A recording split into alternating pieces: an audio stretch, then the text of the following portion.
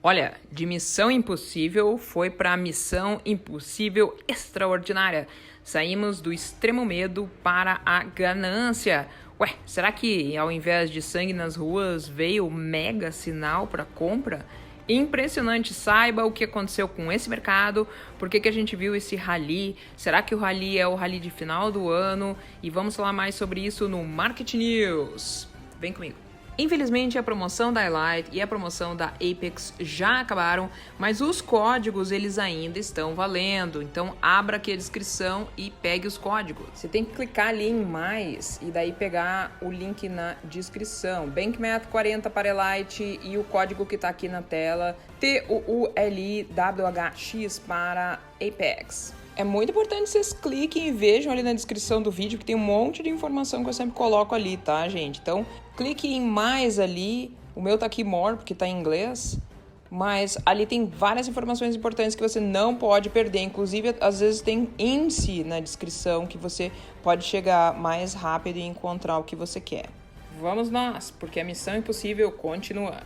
Sonhos sem objetivos são só sonhos. E aí, vai ficar no sonho ou vai fazer um plano e cumprir o teu objetivo com disciplina, muito trabalho, suor e lágrimas? A opção é sua. Vamos falar sobre Market News.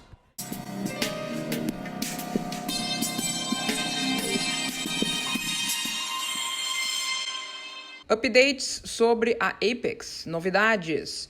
A Apex, ela tem duas coisas novas. A primeira é que tem um botão ali de Flatten Accounts. Quando você se loga na plataforma da Apex, se você for lá em cima no canto superior direito, você vai ver Flatten Accounts. Significa deixar tua conta no 0 a 0 e fechar todas as posições. É o botão do pânico, tá? E a segunda notícia, que é melhor do que essa ainda, lembra, né? A gente tem que fechar as posições para quem opera futuros até as 5 East, que é o horário de Nova York, né? E isso daqui dá 6 horas do Brasil. Então, até as 5h59, você tem que ter fechado as suas posições. A Apex agora, ela removeu essa regra. Isso significa que se tiver operações abertas, quando bater o horário, automaticamente elas vão ser fechadas e você não vai reprovar no desafio para ser trader patrocinado por causa disso, o que é muito legal. Será que já vimos o pior? A situação política aqui no Brasil ficou bem desconfortável com a vitória do Lula, né? E agora a gente precisa ver o que vai acontecer, dependendo do que acontecer, da intensidade dos protestos, se eles forem continuar, porque a gente precisa ver se teve uma eleição realmente válida, porque as urnas não são auditáveis. Então, enquanto ficar esse debate daí, para o mercado externo fica muito ruim, e aí os investidores não vão querer investir no Brasil. Então, o mercado brasileiro que deve sofrer como um todo, porque isso precisa ser definido o quanto antes. Censurados. Nós temos agora um ministro do STF falando sobre acabar com a propriedade privada, enquanto todo mundo está focado em outra coisa. Bem-vindos ao Market News. Eu sou a C e vamos lá aos principais eventos aí que aconteceram no mercado. Mercado simplesmente insano depois ali das novidades, das notícias que vieram pelo CPI, que particularmente acha que o povo vai imaginar que tudo ficou bom depois ali que a inflação deu uma melhoradinha. Então, assim, gente, qual é a última vez que vocês lembram que o Nasdaq fechou em mais 7,35%? Sinceramente, isso aqui lembra a pandemia lá do Covid de 2020. SP500 fechou em mais 5,54% e o Dow fechou em mais 3,70%. Sintam o que é o mar de verde. É impressionante. A ação tem que ser muito ruim para ter conseguido fechar no vermelho num dia de explosão para a bolsa, as ações ali dando 10%, 13%. Olha a Amazon, surreal aquilo ali, 12,18%. Isso aqui, gente, é em um dia, surreal todos esses resultados aí, né? Sendo que a economia ainda continua ruim, sendo que tem várias outras novidades ainda ruins também, sobre os bonds, que o dinheiro ainda continua saindo da Bolsa de Valores e indo para os bonds, mas isso é outra história. Olha os setores, não vou nem conseguir comentar, né, porque tá tudo verde, simplesmente tudo fez um rally enlouquecedor de alta dentro do bear market. Notem que os cíclicos aqui que estão liderando, esse aqui é o típico do mercado risk on, aquele de tendência de alta. Então vamos ver o que raio aconteceu, né? Vamos ver o gráfico aqui do SP500 na forma da ETF do SPY. Então o que aconteceu foi que nós tivemos as notícias do CPI, que é a inflação, é tipo o IPCA aqui no Brasil, né? E aí, basicamente, esse indicador mostra que, ó, a inflação caiu, né? Ai, que bom, aí todo mundo começou feliz. Só que, na verdade, é ruim, né, gente? Porque agora o Fed vai continuar sendo mais hawkish ainda, ou seja, ele vai ter que subir ali as taxas de juros para tentar controlar a inflação. Você vê ali que o mês passado foi 8,2 e agora foi 7,7, ou seja, houve uma melhora, a inflação caiu. Então as notícias agora são as seguintes, não tem mais nenhuma notícia para o mercado. O mercado, ele simplesmente acabou de notícias, tá? Então não tem nenhum tipo de risco terrível até ano que vem. Mas assim, a gente tem lá por 23 de novembro, né, assim, os FOMC Minutes, tá? E 13 de dezembro, aí tem a próxima reunião do Fed. Só que assim, a maior parte das notícias, tudo já foram. Agora é só ano que vem mesmo. Então, o que a gente pode ver agora? Eu estava esperando ali o movimento acabar em 389, 390, a gente até passou disso daí. A gente viu o SPY chegando ali em 394. Então, depois de um movimento muito forte desses, é possível que a gente fique de lado, tá? Antes de atingir ali aquele 407. Então a gente viu aqui que existe essa linha de resistência e toda vez que a gente bate ali naquele ponto mais alto da resistência, tem uma rejeição e o preço vai para baixo. Bate lá, vai para baixo. Aconteceram aqui já 3 rejeições de preços exatamente nessa linha de resistência, nessa linha marrom. Então, o mais provável é a gente bater nessa linha marrom, claro que não em linha reta, né, gente? Mas a gente pode bater nessa linha marrom e daí cair. Só que assim, não fica pensando que o bear market foi embora porque a gente atingiu a ganância. Não. A gente ainda tá no bear market. Só que esses rallies contra a tendência, eles são muito fortes no bear market, tanto que assusta as pessoas. Se a gente lembrar ali o rally de verão dos Estados Unidos, que aconteceu ali em julho, tá? Julho para agosto, né? Até lá final de setembro, né? Ali começando no comecinho de agosto até finalzinho de agosto, começo de setembro, a gente pode ter uma coisa bem parecida. É claro que eu não acho que a gente vá subir em linha reta. Depois de um movimento absurdamente forte desses, é muito mais provável que a gente venha a retestar pelo menos 50% desse movimento. Então ali a resistência agora é 407, 410.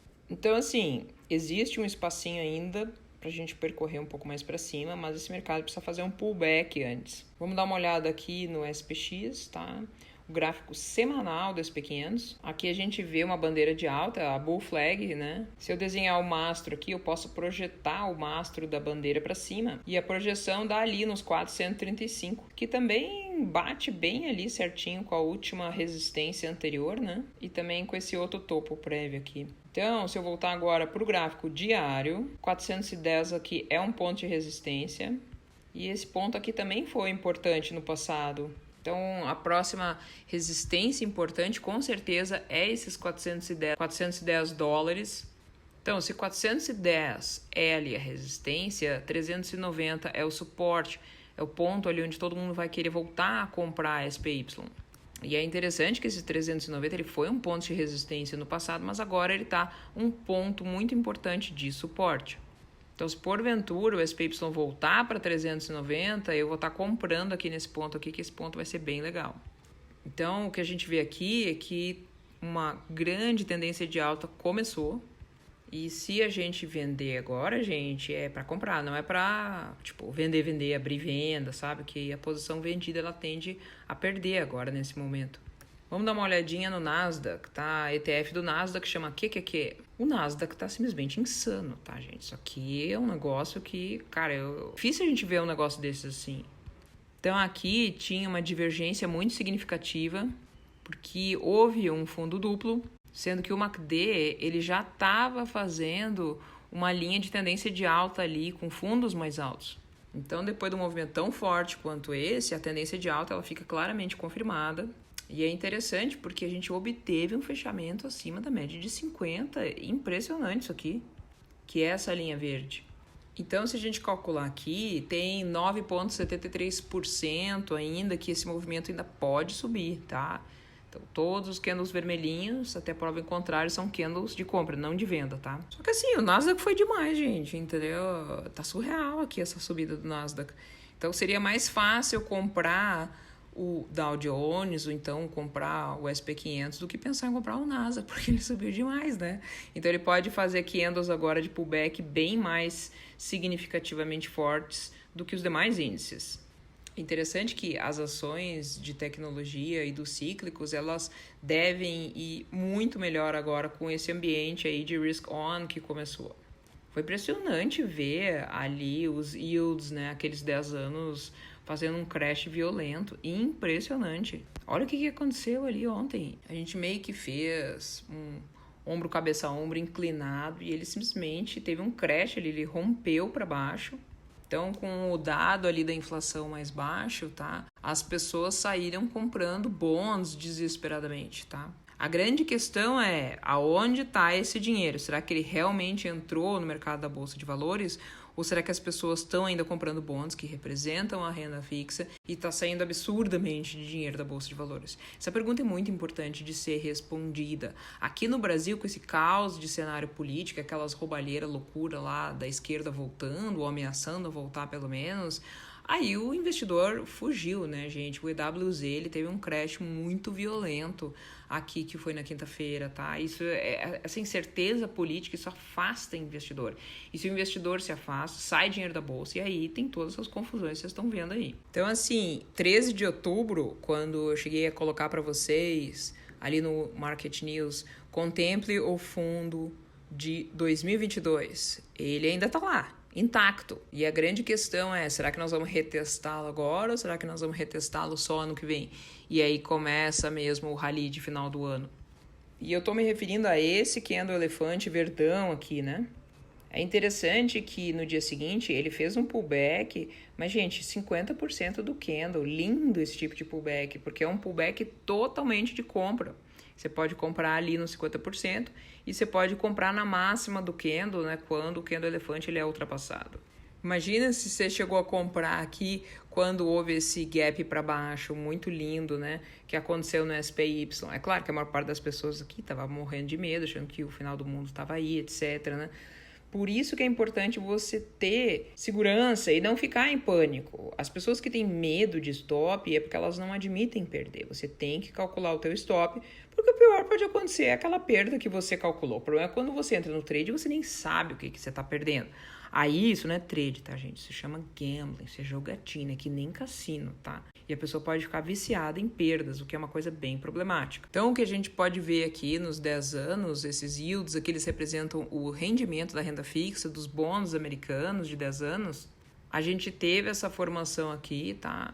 Apareceu um topo duplo e aí rompeu, enquanto que o MACD tinha essa clara tendência de baixa, tá? Também dá para descrever essa formação aqui como um oco, que daí ele é meio como um oco mais de lado. Então, se as pessoas se acalmarem, se o medo passar e se entrar dinheiro realmente na Bolsa de Valores e não só entrar dinheiro nos bonds, na renda fixa, poxa, esse mercado sobe e com uma violência que nós vamos ter um rally de final do ano, vocês não imaginam. Porque aí, gente, aciona o FOMO nas pessoas, aquele fear of missing out. As pessoas, elas precisam comprar, senão o mundo vai acabar, senão elas vão perder o rally de alta e vão deixar de lucrar. Então, isso daí é uma das coisas mais lucrativas que tem quando realmente a compra começa com força mesmo. Porque no rally do final do ano, você não precisa escolher a ação, você compra qualquer coisa porque tudo sobe. Então, ainda que você compre uma ação com alto risco, ainda que você compre qualquer futuro, tudo sobe, gente. É muito tranquilo, né? É por isso que engana o mercado, porque a pessoa acha que ela tem um sistema lucrativo e que é fidedigno, e aí quando vem o bear market ela descobre que não tem mesmo, entendeu?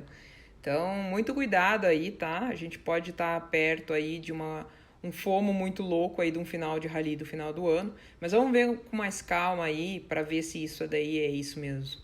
Essas ações aí, né, que são o consumidor discricionário, elas são muito arriscadas e essas ações elas sobem absurdamente nesse mercado risk on quando começa do rally do final do ano, das midterm elections que tem lá nos Estados Unidos, das eleições de segundo turno aí que tá lá o Biden, né? Só que os esquerdistas estão fazendo tanta confusão que os caras não conseguem saber nem quem é o presidente. Tá pior que o Brasil, viu? Muito pior.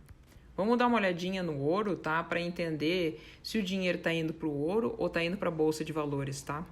Se a gente pega e vê aqui o MACD, quando ele dá compra, é interessante, né, olhar ali o ouro que está em cima e depois aquele em azul ali é o SPY, tá? O SP500, que é o índice americano. Então ali em setembro, quando deu compra, foi bem legal porque particularmente tudo deu compra, né? Mas as pessoas elas começaram a até comprar mais ouro do que o próprio índice da bolsa. E o ouro foi interessante porque ele estava caindo de preço, só que o MACD já estava entrando em tendência de alta, uma clara linha de tendência alta aqui no MACD. E aí o ouro explodiu fortemente, que ninguém acreditou. Então esse foi aqui o comprovado, o fundo do ouro, pelo menos até agora, né? E o ouro tá subindo enlouquecidamente, parece que ele vai para a lua. É que o ouro ele é muito sensível ali aos yields, né? Aquele gráfico dos 10 anos que eu mostrei para vocês ali anteriormente. Esses 10 anos eles precisam cair para o ouro daí disparar. Porque existe essa relação inversamente proporcional entre o GLD, que é a ETF do ouro, e os rendimentos aqui dos 10 anos. Então o ouro tentou fazer umas compradinhas antes, não deu muito certo, mas agora veio uma compra violenta aqui, né? E é interessante que, se vocês notarem, o mercado ele caiu antes da divulgação ali do CPI, dessa inflação americana. E depois que o mercado chegou a bater 374, aí que o negócio voou violento a quase 400, né? E é interessante que essa retração que o SPY fez, na verdade, ele foi a metade do semanal. Então foi um ponto bem esperado ali de retração. E assim, não tinha como saber esse resultado da inflação aí, mas foi interessante o resultado que veio. Mas aqui, por exemplo, quando você vê várias indecisões, é porque o mercado deve corrigir. Olha quanto doji aqui. Que esses dojis, eles representam que o preço de abertura é igual ao preço do fechamento. O preço de abertura normalmente é dos amadores e o preço de fechamento geralmente é estabelecido por profissionais. Então, quando nenhum sabe para onde ir, é porque o mercado está perdido mesmo. E é por isso que corrige. Então, na verdade, se você tivesse esperado pela CPI, você poderia ter comprado qualquer ação depois da resolução ali da divulgação dos dados da CPI que você teria lucrado. É muito legal a gente operar um mercado em tendência. Olha só aqui. Aqui, quando esse mercado estava de lado, é muito ruim, porque você compra, cai, você vende, sobe. Não dá, gente. Então, você tem que esperar o mercado entrar em tendência para daí você realmente conseguir fazer um swing trade decente, né? Que é aquele trade que você faz por mais de 24 horas. E vamos falar agora, porque a volatilidade está diminuindo, né? Vamos falar sobre o VIX. O VIX é o indicador aqui de medo e volatilidade. Quando o VIX cai, o mercado sobe e vice-versa. É muito legal ver o VIX caindo, porque o VIX caindo ele dá um respiro para o mercado consegue subir, as ações ficam com preços melhores. E aí as pessoas vão ter mais segurança e vão querer ficar mais em swing trade e não tanto em day trade, né? É claro que para quem está em prop firm, né? Aí você sabe, né? Aí tem que fechar todo dia, né? Mas é interessante isso, ver essa confiança voltando para o mercado. Vamos falar um pouquinho agora do dólar. Basicamente, topo triplo aqui. Bum, caiu. Notem que o MACD já estava mostrando uma linha de tendência baixa, já estava caindo aqui no MACD. Basicamente, houve essa rejeição nessa linha maior de resistência aqui do dólar. E quando o dólar cai, o mercado consegue respirar. Isso tudo é muito saudável. E assim, se o dólar continuar caindo, vai ser excelente para a Bolsa de Valores. E aí o mercado ele melhora de um modo geral, as pessoas se acalmam, aí quem sabe saiam aí da renda fixa, voltem para a Bolsa de Valores. Só que assim, o mercado ainda é bear, tá, gente? Então, pé no chão que é mais importante.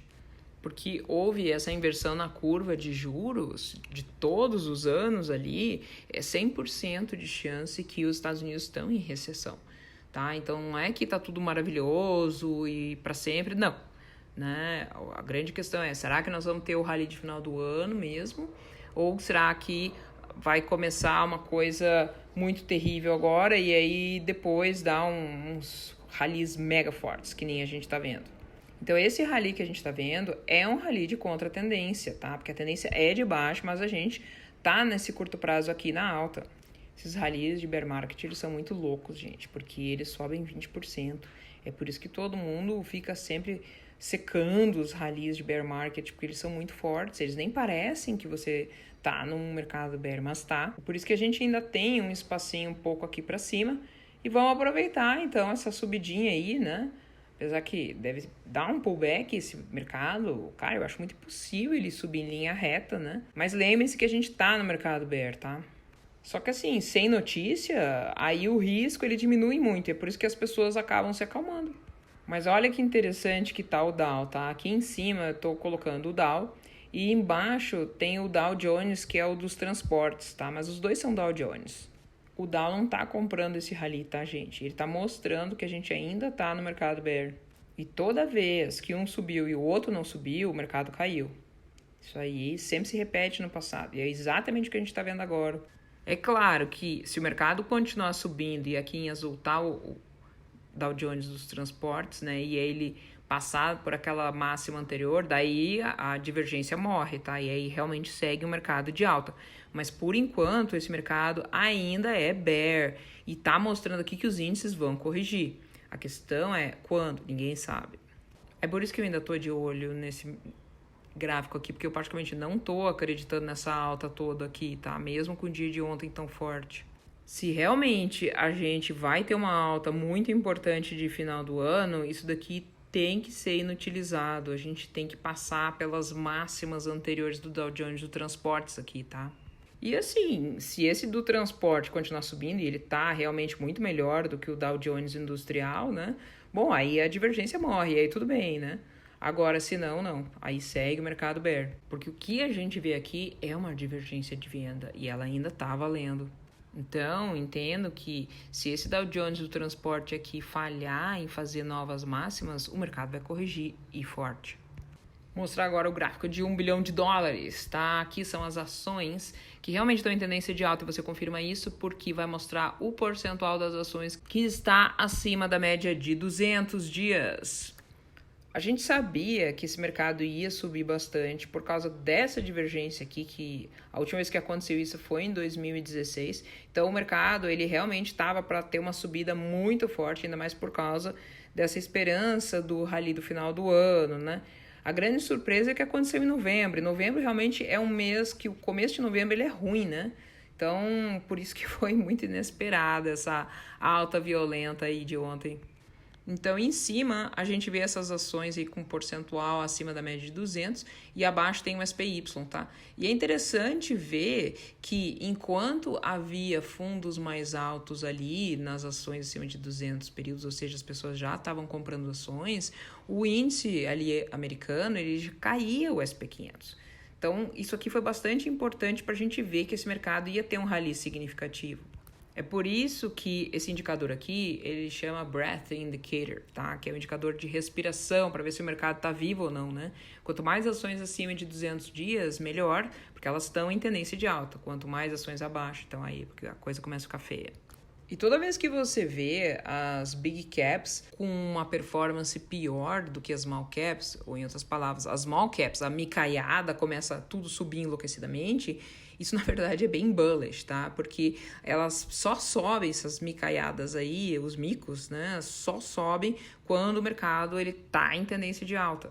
Então, quando as pessoas acham que a tendência de baixa acabou e agora a gente tem um fundo, todo mundo primeiro se atira nos micos, não sei porquê, mas sempre foi assim.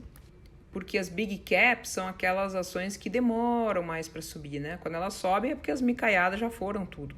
E é interessante que esse Breadth Indicator, tá? Essas ações acima de 200 dias, elas estão com uma performance muito maior do que o próprio índice SP500 que reflete as ações do índice americano.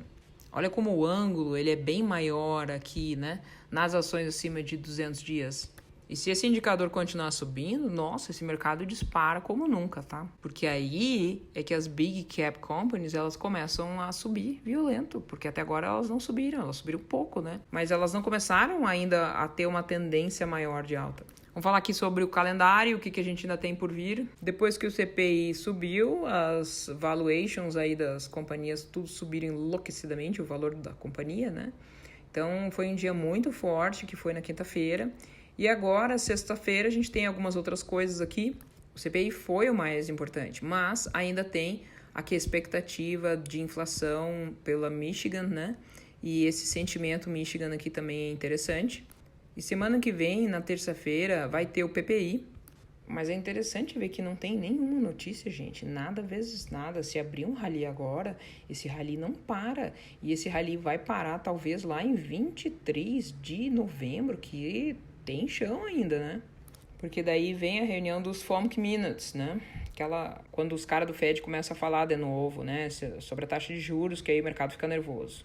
Prestem atenção também na terça e na quarta, sempre na divulgação do petróleo, porque é importante, tá?